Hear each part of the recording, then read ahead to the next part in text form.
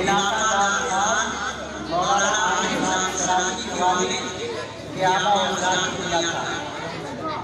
یہ خاندان یہاں آباد ہو گیا اور تقریباً 1934 عیسوی میں مدرسہ اسلامیہ کے نام سے ایک دینی ادارہ کی بنیاد ہوئی۔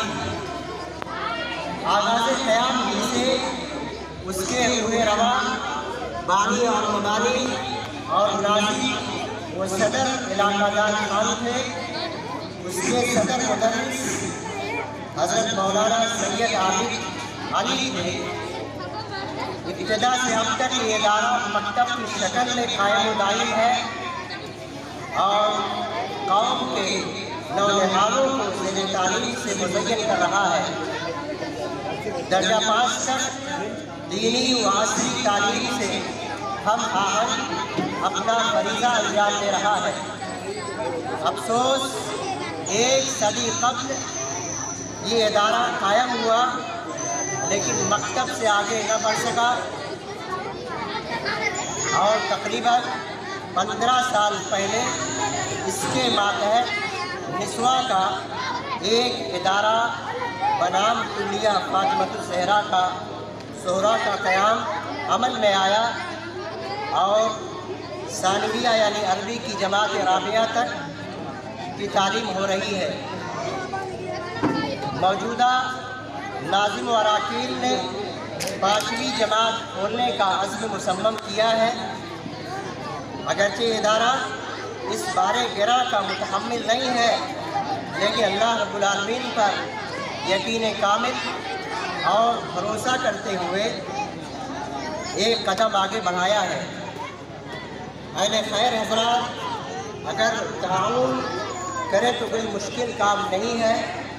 مزید اس ادارے کے عزائم میں شعبہ تحفیظ القرآن، شعبہ عربی لکھبنین اور شعبہ دعوت و تبلیغ کا مراحل کو بتدریج اضافہ کرنا ہمارے منصوبے میں شامل ہے، جس کے لیے سب سے پہلے تعمیرات کی ضرورت ہوگی اور اگر قوم کے لازم و اراکین کا خلوص نیت سے تعاون کیا جائے، مدد کیا جائے تو انشاءاللہ یہ خواب بہت جلد شرمندہ تعبیر ہو سکتا ہے، لیکن اس کے لیے جہد مسلسل اور محنت پہم کی شرط ہے۔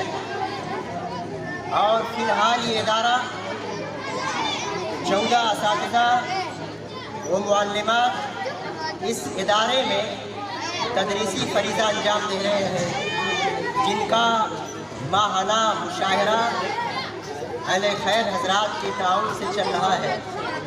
محترم سامعین، یہ ادارہ جو اپنے تمام عزائم کے اندر یہ اس کے جو بھی منصوبے ہیں، جو بھی کوششیں ہیں، اگر آپ کا تعاون رہا، اگر آپ کا ساتھ ملا تو انشاءاللہ یہ ادارہ ایک دن بلندیوں تک چھوئے گا، آسمان کی بلندیوں تک چلے جائے گا۔ لیکن اس کے لیے ضرورت ہے کہ اہل خیر حضرات، مخیرین حضرات اس میں تعاون کریں اور اس ادارے کے لازم و اراکین اور منتظمہ کمیٹی جو بھی ہے ان کے عمل میں اخلاص ہونا چاہیے، ان کے ہر کام میں اخلاص ہونا چاہیے اور اخلاص کے ذریعے سے آپ کا یہ ادارہ ترقی کر سکتا ہے۔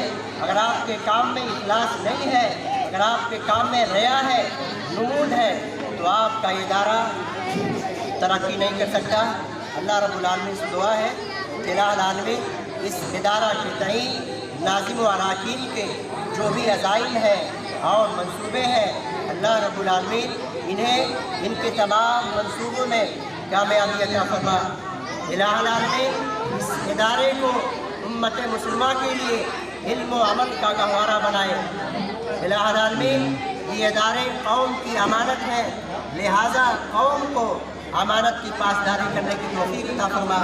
بار الہ ہم سب کو امانت میں خیانت کرنے سے بچنے کی توفیق عطا فرما۔ آمین۔ وآخر دعوانا الحمدللہ رب العالمین. السلام علیکم ورحمۃ اللہ وبرکاتہ.